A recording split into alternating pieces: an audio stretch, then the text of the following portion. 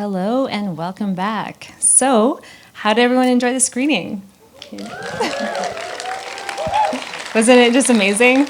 I always get in the feels at the end and I had to collect myself. But I just wanted to say miigwech to APTN, our opening night gala partner. Always a pleasure to collaborate with you, and also welcome to the Canada Media Fund as our 2021 presenting partner. So yeah, I just wanted another round of applause actually for Danis for this film tonight. So welcome. Thank you for joining me this evening. Grandma Pauline actually is not going to be joining us this evening. It was a little bit chilly. So I just want to see how you're doing tonight. How did you enjoy this evening? Yeah, no, I mean, it's one of the greatest honors that the film could receive would be to open imagineNATIVE. So I'm just so grateful to be here.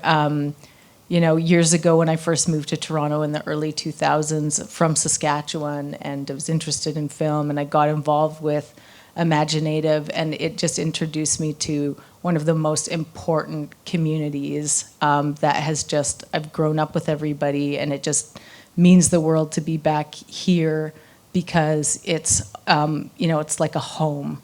Apart from our homes and our homelands, it's our other home. And so, yeah, it's just so incredible to be here and to share it with everybody back home at imagineNATIVE. Thank you. We're really honored as well. It does feel like a homecoming for us, and also just to be able to welcome you here. And as I mentioned earlier, we're going to be introducing ourselves with visual descriptions. So for example, I have medium length orange hair, and I'm wearing a crochet dress that's plum and blushes. And if I wanted you to introduce yourself this evening, and just actually gives a little bit insight into your practice and to where you come from as well. Yeah, Tensei Kakiao, Danis Goulet, Nitsinigason. I'm Danis. I'm Cree Métis, originally from La Ronge, Saskatchewan. I have longish brown hair. I'm wearing a burgundy shirt and a black skirt, and my beaded moccasins that are knee-high and made with deer hide by the late Ida Tremblay, who beads in the traditional woodland Cree style. So they're really special to me, and I'm happy to be wearing them. They're beautiful. They're absolutely stunning. And I was just wondering, actually, if you wouldn't mind just taking us through how you became to be a filmmaker. I know you had started off in casting, and if you could just take us through that journey. Sure. So I got a job on a film set back in 1998 when Saskatchewan had a tax credit, and I knew right away that I just caught the bug on set. It was this amazing CBC miniseries called Big Bear, and what I didn't know at the time was that it was a really rare experience. Gil Cardinal, the late Métis filmmaker who made amazing documentaries, was at the helm of this film that had an all-Indigenous cast with the late Gordon DeTusis and Tantu Cardinal and Lorne Cardinal and Michael Greyeyes and Gail Maurice, who I was starstruck by at the time, who of course plays the amazing Ida in Night Raiders. And it was an incredible experience. And so I was just like, this is it, I wanna do this, I wanna be in film. And then I got into casting and eventually moved out here to Toronto. But, you know, that was such a rare experience because I actually was never on a set or even near a film that had an Indigenous director at the helm. And I was once in a casting room where we were casting this US television pilot, and there was an Indian princess archetype character, and she stands over a waterfall silently and then dies, sacrifices herself. And I watched all of these incredibly talented actors from our communities come into the room and on repeat be silenced and die over and over again because it was an audition process. And I felt ashamed to be in that room, and it was just like a penny drop moment. And I was like, the power lies in the people writing and directing, and that if I could have an impact in casting, you know, the performers would still have to perform what was written on the page. And so I looked around and I was like, how do we do this? Who's going to do it? And so I just started to try, and it was around that time that I also got involved with imagineNATIVE. And then coming into imagineNATIVE, it was like my greatest education. In the early 2000s, I programmed for the festival, and then I was director for a few years, and seeing what everyone was making from all around the world and being introduced to this global community was like my greatest education. And I always feel like I'm grounded in Indigenous film first. And it just taught me everything as I started to make my own shorts at the same time. That's incredible. And I do, Devry does make mention of that in the trailers that you'll see this week for CMF. And, there is so much power in the story, and I'm so happy that you're able to carry it. So congratulations on the success of this film, which is actually in theaters. So see it again, take your friends, and enjoy some popcorn with it. And also, actually, you received the Emerging Talent Award at TIFF recently. Is that correct? Yeah, that was amazing, and it's just such an honor. And I felt like, those of us that have been around for a while, like since, the 90s, it feels like we're in the midst of this incredible wave. And, like Alanis keeps saying, we're going somewhere we've never been before. And you can really feel that. Like, there are things happening now that just like in the early days, we would go into rooms and it just felt like we were invisible. And we were talking about like supporting those behind the camera, like Indigenous folks in key creative roles. And it was like people are just like, it was a conversation that like the world wasn't even ready to have. And oftentimes we'd just be met with silence. And so it's amazing that imagineNATIVE always had that vision from the early days and kept pushing it, because it was a part of what became a movement that proliferated this incredible wave of new work that we're seeing now that Night Raiders is situated within. And I'm just so proud to be a part of this and a part of this community and a part of the way everybody fought to get here. And so like the award was great, but I felt like it was like just marking things amongst other things that were being marked, like the success of Beans and like Tracy winning the Canadian Screen Award. And then even this year, it's like Wildhood won at the Atlantic Film Festival, Carolyn Monet won in Vancouver, Rain Vermette won at TIFF, the best Canadian film. And so it's just like, we said it would happen, and we knew it was true, and we just needed the resources and the opportunities, and now we're really seeing it come to fruition. I totally agree. That's phenomenal, all of those. So I wanted to actually see if we can start at the beginning and maybe sit within the opening scenes that we are unveiled at the beginning. So Grandma Pauline and her voice call us into the story within her language, within the Cree language. And then we get the visuals of Mother Earth, and the land, and then as she's sharing this experience while she's fasting. And I just wanted to like say that that's such a poignant way to start a film. That feels like you're in the land, that embodied knowledge is there, and then also that connectivity. I just wanted to know why, like I was talking to Pauline earlier around the questions, and she wanted to talk about language and the importance of language. And I think through Wasis, her using the language, her being a younger generation, kind of being a hopeful person in the film, and then using the language to call and around this relationality. And I was wondering if you could speak to the language and the importance of that within the film. Yeah, so my dad speaks Cree as his first language, and in the development of the film, I just sit down, actually in all my films, I sit down with him and I just talk about concepts, and if I'm playing with ideas, I just start asking him questions, and I record everything, and it just starts to weave into the development process. So the concept of the guardian came out of conversations with him, and then also the way that the Cree language breaks down notions of animate and inanimate, which actually is a very simplistic binary because it doesn't break down like that in the Cree language. But in the language, and my dad's actually in the film as well, he's the elder that's teaching the kids Cree at the camp. And in the language, rocks are referred to as animate. And so I was just thinking about what that meant conceptually, and that, like the machines and the drones are made of the same minerals that rocks are made of, and also what would it mean if Wasis did not regard the machines in the way that other people would. But, being in the language because I don't speak. Like working with my dad in that way is such a gift. It's like a transmission, and it's everything.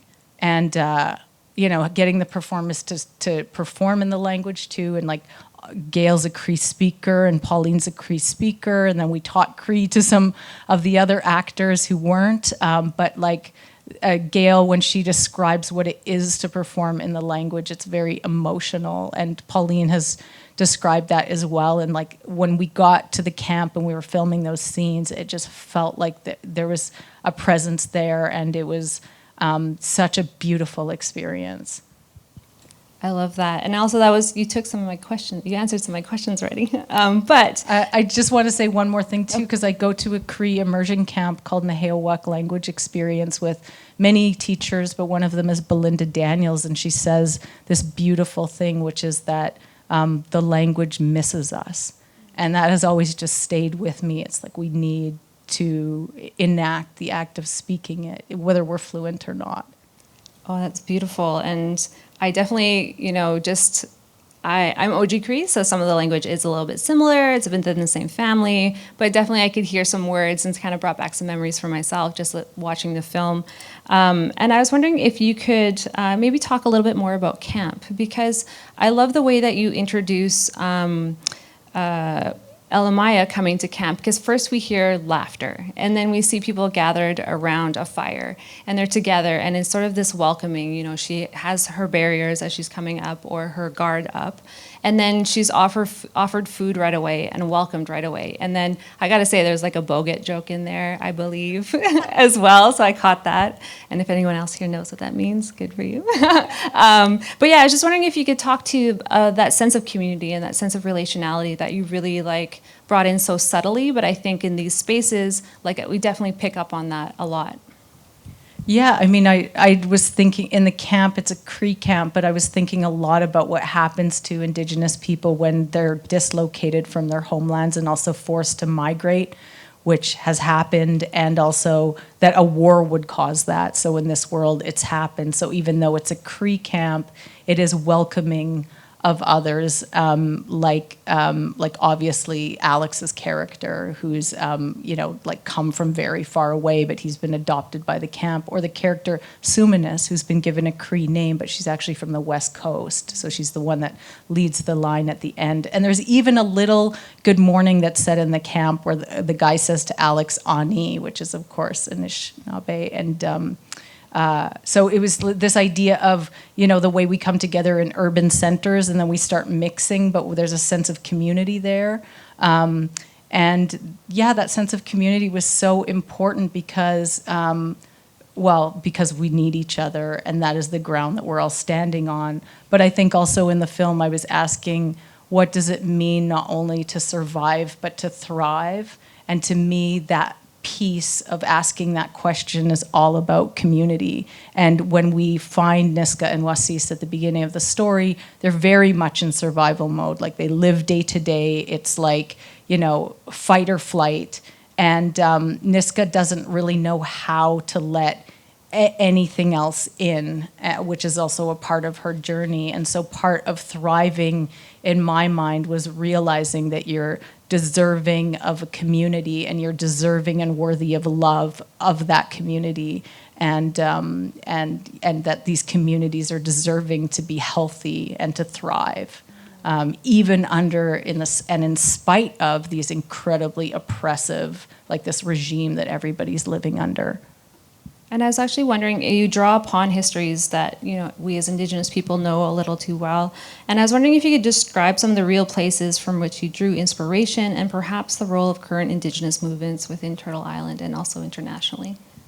Yeah, so everything in the film is, of course, based on reality, and it needs no explanation to this audience. It's the residential school system, but also, obviously, the reserve system and the way that freedom of movement is restricted. Also, in this land, it's like who has citizen or not, but that was very much inspired by status and non-status, and that's something that's determined by the state, and that individuals don't have agency over that. And then also, just in terms of the resistance movements, like I started writing this right around the time of Idle No More, which was in the winter of 2012. And it just like greatly influenced what I was writing about at the time. And I was so moved by the movement, which was started by 4 women. And I wanted to like talk about like the role of matriarchs in movements and also the role of youth, because I was so inspired by the way the youth were fearless and unafraid to be seen and heard. And it was like a call it felt like a call to me personally to be unafraid to be seen and heard. And so I started writing about power, and then also like, themes of perseverance and resistance. But it was very much, I was just drawn to the live feeds of Idle No More. And then I went down to Standing Rock as well during the writing process. And it was so striking. Like when you go into Standing Rock, the first thing you see is like 200 flags of all of the nations in solidarity there. It's like the feeling at Standing Rock was incredible. And yet there were helicopters overhead at all times, and like snipers on like every single hill, and the military presence there was crazy. And all you could think about when you were there is that they were all there to protect corporations and, resource extraction. And these were, it was like people on their homelands gathering and doing nothing other than gathering, and that was seen as a threat. And it just like went into my gut, just the experience of being there. And I do appreciate, like, at the beginning, and I'm not sure, maybe this is me just drawing, or I deep dove into the film again when I was preparing the questions, but when Wasis and Niska are talking at the beginning about werewolves and this transformation of men into monsters. And I thought that was just like kind of an interesting, subtle way, especially when the conversation got cut off. And she ended up getting in the trap. And so I just thought, the evolution of man within Western context or capitalism, that evolution into this type of monster against, like, becoming a predator. And I thought that was really interesting. But I also really appreciated the fact that Wasis, using the language, and that those moments with your dad talking to the children about this is rock, this is like how our relationality to everything, and then how she could connect with technology in a different way, because those do come from rocks, which are grandfathers at one point, that just have been transformed. And I was wondering if you could maybe talk about how you chose to set up Wasis and how she walks through the world in that sense, to being able to, use that language to talk and to create that relation with her world around her. Yeah, I mean, Wasis is a very curious character. Like it was written that she's kind of dying to go into the city. She's lived on the land. She's been raised that way. In her backstory, she was in the city as like a toddler, and then Niska took her out. And so, she hasn't grown up with any social interaction, which is why her relationship to like the birds and the animals is so kind of alive. And so she chooses to speak to them like the way that you might with friends. And Astamota just simply means come here. So it's like she's asking them to come over to her because she's so curious about the world around her, and definitely does not have the same kind of trauma and baggage as Niska. Mm-hmm. And then when, she meets the drones or sees them, and then obviously at the end, again, she doesn't regard the drones in any way differently than, an animal, like the way you would call a bird. And when she regards them that way, they respond in kind. And so they actually, in that one moment, start to behave as birds. Mm-hmm. And I think there's also, there's the sci-fi trope too of like, as soon as AI becomes, like sentient, like surely they're just going to come and kill us. And it's like, yeah, because we colonized them. Yeah. Like maybe if we didn't treat them or regard them and we actually thought of them as life, like what would that mean to our relationship with that? So that was just also like a philosophical question that was kind of interesting to play with in the film. Yeah, I really love that. And especially I think too, because I've seen, maybe some references to her as a superpower in the film, but then when I saw it, I was just like, it's that relationality that you're talking to and that deep respect that come along with a lot of the teachings around you, and not only, us together as humans, but also us together with the land and all of those things. So I really did appreciate that a lot. Yeah, I never regarded what she did as magic. I regarded it as communication, and that, maybe there's a fantastical element, but to me it is like very much in the realm of real. For sure, I totally got that. And I actually just wanted to maybe talk a little bit about the generations. I really appreciated sort of how you got to see maybe an older generation and their relationship to the dominant state, and then maybe someone who is a mother with a child and their relationship to the state, and then also this youth who had been kind of removed from it, and then how they developed their relationality as well, because it just felt very like kind of holistic. And I definitely took that personally because, my relationship in the world is very different than my father's, and just based off of when we grew up, what was happening and what was the context at the time. And I was just wondering if you could maybe speak to how, you started with Grandma Pauline, you started with an elder to bring us into the story, how you interpreted generations within the structure. Yeah, I think I've always been interested in sort of either the cycles or what changes through generations, but also what always remains. And, the way that different generations experience and have been impacted by colonization, but also, I don't know, something about like there's a timelessness about all of it, about the cycles of life and the way the generations, continue to carry a flame, even if, because the language is lost in my own family. I mean, I'm trying to learn, and I'm learning Cree now, but it didn't pass down from my dad to me, and yet, there is so much cultural transmission, and so it's about loss, but also what survives.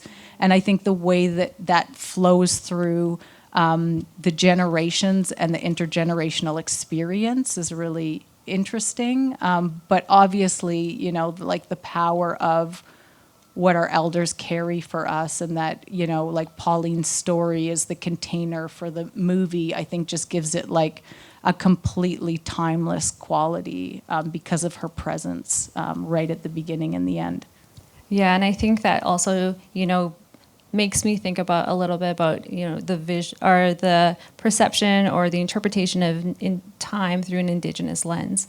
And I think, Grandma Pauline does ask us to listen deeply into the story. And, every time you come to a story or a teaching, you learn something different every time. So similarly with this, there's different nuances that I've picked up as I've watched this film. And I was just wondering if you could talk, I really did, you mentioned a little bit about the drones as well and the relationship to Wasis. If you could talk about the final scenes, you have the drones coming in at the end, very regimented or structured, and then they kind of go into that bird organic pattern that you mentioned. And then the final scene with Niska and Wasis in the middle and that transition. What made you decide to do that? The very ending image was inspired by the medicine wheels on the prairies. So the mounds that are circular, and then there's little circles, and when you look at them from the sky, they kind of look like that final image. And so it was like a little nod to home, but also again going back to that timeless quality, and also just the direct shot looking down at Niska and Wasis on the earth, and like they had come home together and they were surrounded by their community. Amazing. And actually, I just wanted to ask if anyone in the audience has any questions at all. You will have to kind of yell them at me, but we are open up for questions. And I was just wondering, Danis, I know you've been able to talk about this film a little bit so far. Is there something that someone hasn't asked you yet that you would really like to talk about? Oh, no? Okay. Any questions? I think we're good. Oh. Tansei. I'll repeat your question as well.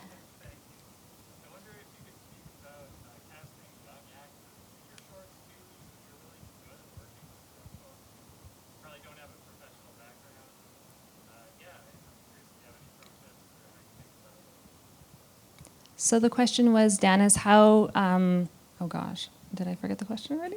Oh, it was, I heard it. It was about how we to work with young actors, and like Brooklyn is amazing, and I think we should all give her a round of applause 'cause she's just incredible. She was 13 at the time. She had done one thing. I think we discovered her in Winnipeg, or maybe she discovered us. She was so brave and took this so seriously. And, you know, to me, like at the heart of any relationship is it's really about trust. It's what are you holding for them? What's the space you're holding? So that they can come in and do that work. And I think part of what was so important to the process of this movie was the bond between Niska and Wasis. And so the mother and daughter, like on a very simple level, they needed time together. We did do rehearsal, and I do physical things in rehearsal because so much comes through the body. And so once youngsters get their bodies moving, there's just so much that opens up. So really, I just consider my job to keep them safe in what we're doing. And I learned a lot of that from working with youngsters up in northern Saskatchewan for a short film that I made called Barefoot. And we did, for a 5-day shoot, we did a 5-day rehearsal and workshop and improv, which is really long. Like, you usually don't have just as much rehearsal time as shooting time. But I did that to create a process in which they started to feel very comfortable. And also I joined in so that I was taking risks along with them. And so that they can see you taking risks. But as soon as they get their bodies moving, things happen. And, you know, I also worked with theater workshop facilitators that had experience working with youth, so they were guiding the process. And then I think you also just always need elders there. So Ida Tremblay, the late Ida Tremblay, who's was a respected matriarch in my home community of L'Orange, who beaded these moccasins, she was in that film, and she was also the elder that was with us throughout the entire week as support for the kids if things came up for them. And I think someone over here had a question. Was that right? Go for it. Thank you so much. This is a beautiful film. I really loved it. We saw it in June and we came back to see it again tonight. So thank you so much. Kinanas Comten. I couldn't wait to go home and read it for that last scene. It just really filled my heart. Like, thank you. I wanted to ask you what was most rewarding and most challenging about making the film, and what's next? What can we look forward to from you? Because I want more. Oh, thank you. So what was most challenging and what's next? So I find writing really challenging. It's very lonely. I like the collaborative process once you're kind of like moving and active and throwing ideas around, whereas writing is just like you staring at a screen for years in this case. So that wasn't fun at times. And also the way you go in circles when you're writing and you really don't know if it'll ever get made and you really don't know if it's really developing, and you go through like different cycles of despair and then one day it like seems like it's happening. But it was such a large undertaking for me in terms of just the creation of the world and the scale, and you know, like it was a massive, like the biggest thing I'd ever taken on. And so they were all like, it just from start to end, and especially through production, it was just like incredibly overwhelming because everything was so new and so challenging. And at the same time, it was just so electrifying. So it was an amazing experience. And then what's next? I'm developing something back home that just requires research and community consultation. that may or may not be a period piece. And then I'm also working on a Netflix thriller called Ivy, which I'm editing right now, but totally different movie. And that should be out, I think, next year sometime. Amazing. So I think that's actually all the time we have for all the time we have for today. That native time thing is a continuum. It comes back to yourself. Okay, so I just wanted to thank everyone here and everyone at home for joining us this evening. After this, you can join us for the opening night party. I think you're really going to vibe out on it. It's really great and full of decolonial love and activism. And then actually just wanted to let you know, every day at 9:30, either myself, Naomi Johnson, or Jess Fleming are going to give a daily director's talk. We'll give a rundown of the whole day. And please check out the festival website at festival.imagineNATIVE.org for the full schedule. And if you have any issues, like I mentioned before, our lovely staff and volunteers are ready to help on the help widget. It's red, you can't miss it. And also to a reminder that we're offering health and wellness support. And just call a number call 416-585-2333 and extension 106. And that is on the website as well. I just wanted to say miigwech to our volunteers, to our team, and also to our team's family, because it takes a lot for this to happen, a lot of long days, as I'm assuming you know as well from your family. So also just to our ASL interpreters, our sponsors, funders, and our audiences. And of course to our filmmakers. Without you, we wouldn't be here this evening. And I did want to actually just say one quick thing. I do apologize that there wasn't captioning during the film. We are trying to have captioning available. It did work online. So if you do need captioning or know people that do require it, you can just access closed captioning on the Cinesen platform. So we'll do our best to keep that up. And thank you so much. And another round of applause for Danis, please. Kinanaskom Dinawao.